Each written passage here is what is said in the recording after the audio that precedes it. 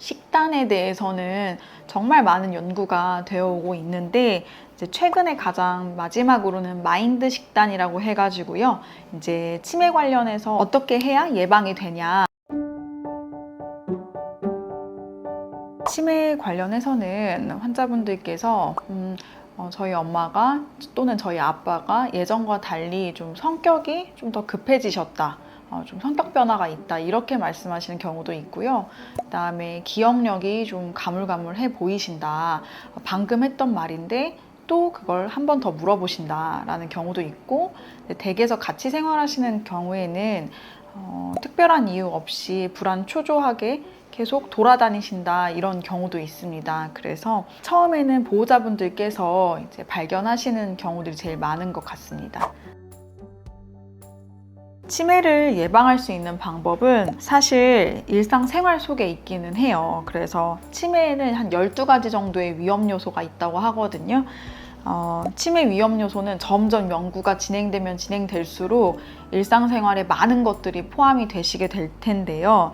이제 첫 번째는 낮은 교육 수준, 그다음에 이제 청력 저하, 잦은 두부 손상, 고혈압, 당뇨, 비만, 술, 담배, 운동 부족, 사회적 고립, 그리고 최근에는 이제 대기 오염도 치매의 위험 요소다 이렇게 되어가고 있습니다. 그래서 이제 말씀드린 위험 요소를 피하는 게 어떻게 보면 예방 방법이잖아요. 그래서 술, 담배 피하시는 게 좋고요. 그 다음에 대사질환 예방하기 위해서 식습관, 운동을 병행하셔서 고혈압, 당뇨, 비만 관리가 필요합니다. 사회적 고립을 예방하고 또 뇌의 학습 능력을 지속적으로 사용하기 위해서 좀 취미 활동을 하신다거나 아니면 여가 생활, 다 같이 함께하는 운동 같은 것들을 하시는 노력이 치매 예방에 큰 도움이 된다고 말씀드릴 수 있겠습니다. 식단에 대해서는 정말 많은 연구가 되어 오고 있는데 이제 최근에 가장 마지막으로는 마인드 식단이라고 해가지고요. 이제 치매 관련해서 어떻게 해야 예방이 되냐 이런 식단이 좀 있는데 간단히 설명드리면 첫 번째는 붉은색 육류나 가공육을 주 4회 미만으로 좀 제한하는 걸 권장드리고요. 대신에 닭고기나 가금류 같은 경우는 주 2회 드시는 걸 권장합니다. 그리고 이제 혈당 변동성이라고 하는 게 굉장히 중요한데 혈당을 갑자기 확 올리는 음식들은 실제 뇌에 별로 도움이 안 된다라고 되어 있고 혈관 건강에도 도움이 안 돼서 좀 통곡물을 드시는 것들 권장드리고 견과류 챙겨 드시는 게 좋고요.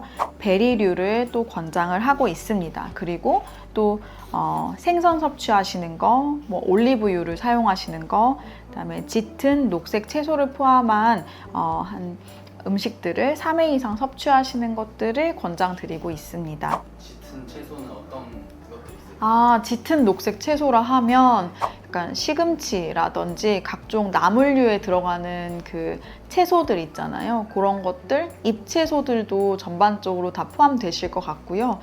녹색 채소 먹는 게 좀 힘드시다면 사실 소화기만 괜찮으시면 녹즙을 갈아서 드시는 것도 도움이 되실 것 같습니다. 치매는 퇴행성 뇌질환이에요. 그래서 기억력뿐만 아니라 그걸 포함한 인지 기능의 악화가 점진적으로 진행되어서 일상생활에 상당한 장애를 가져오는 질환인데요. 치매 원인은 엄청 다양해서 한 70여 가지가 된다고 하는데 크게 한 2가지 정도가 흔합니다. 그래서 첫 번째는 알츠하이머 치매고 두 번째는 혈관성 치매예요. 그래서 알츠하이머 치매 같은 경우에는 뇌 조직 검사상 비정상적인 단백질 병변이 이렇게 관찰되는 신경퇴행성 뇌질환이고요. 아까 말씀드린 혈관성 치매는 뇌혈관 질환이나 중풍 후에, 그러니까 뇌경색이나 어떤 뇌출혈 이후에 발생하는 어떤 기억력 저하를 동반하는 그런 치매가 되겠습니다. 그리고 이뿐만 아니라 실제 임상에서 진료하다 보면 원인을 교정할 수 있는 치매도 있어요.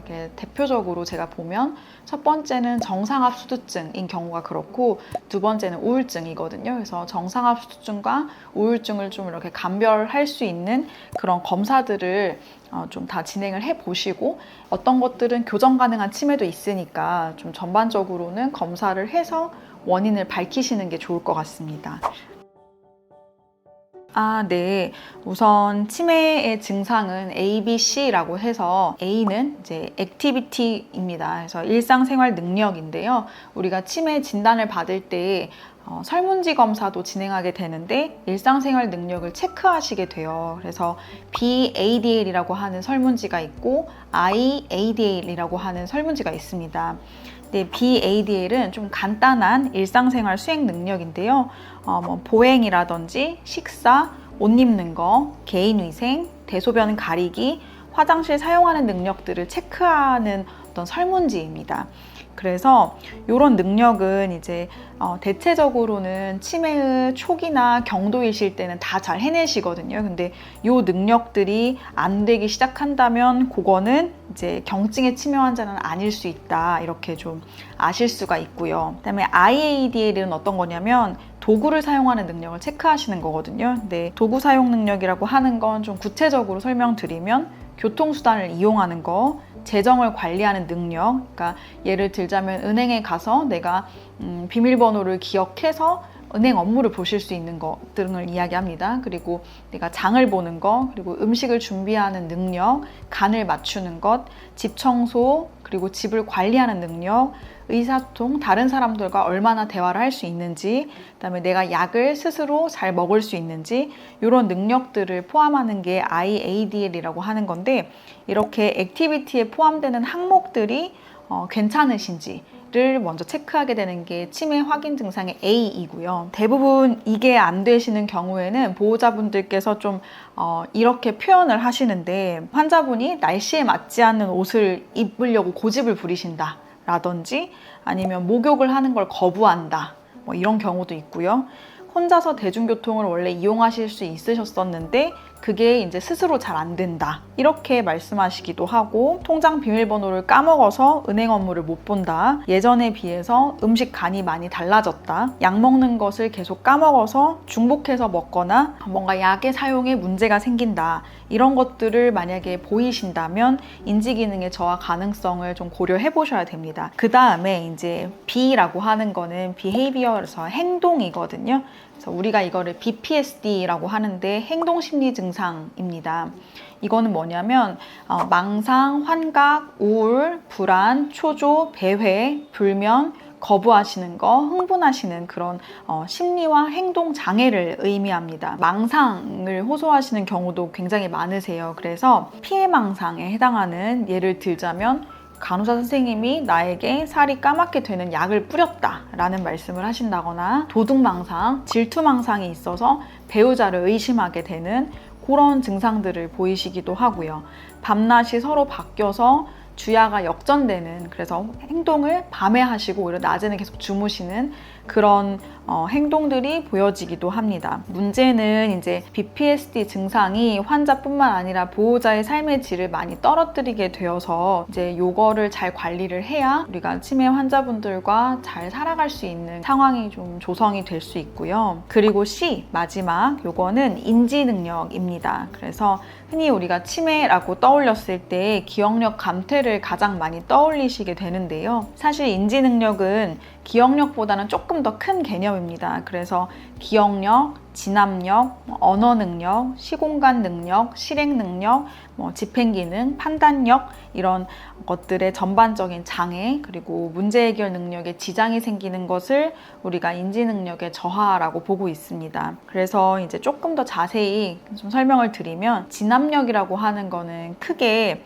시간, 장소, 사람에 대한 인지이거든요. 그래서 많은 분들이 이제 장소에 대한 기능을 잘 말씀하시지 못하고 더 진행이 되게 되면 가까운 사람을 잘 못 알아보시기도 합니다. 제일 먼저 손상되는 거는 아까 시간, 장소, 사람 중에서 시간이 제일 먼저 손상이 되고, 그 다음에 장소에 대한 게 손상이 되고, 맨 마지막에는 이제 가까운 사람도 잘 알아보기 힘들어 하시는 그런 쪽으로 기억력이 저하되게 되고요. 이제 언어장애 같은 경우도 이 인지기능에 포함이 되는데, 단어를 떠올리시지 못하는 걸 말합니다. 많은 분들이 내가 머릿속에 그 표현할 단어를 다시 떠올리질 못해서 걱정하시는 경우들이 있는데, 이제 단어가 이렇게 딱 떠오르지 않는 거, 그것도 이제 언어장애라고 볼 수 있고요. 점점 나중에는 의미장애라고 해서 엉뚱한 대답을 하실 수도 있고, 더 진행이 돼서는 이제 함구증이라고 해서 아무 말도 못하는 그런 상황이 되기까지 합니다. 크게 치매 증상은 A, B, C. 그래서 A는 일상생활 수행 동작, 그 다음에 B는 행동, 그 다음에 C는 인지기능, 이렇게 구별이 된다고 말씀드릴 수 있겠습니다.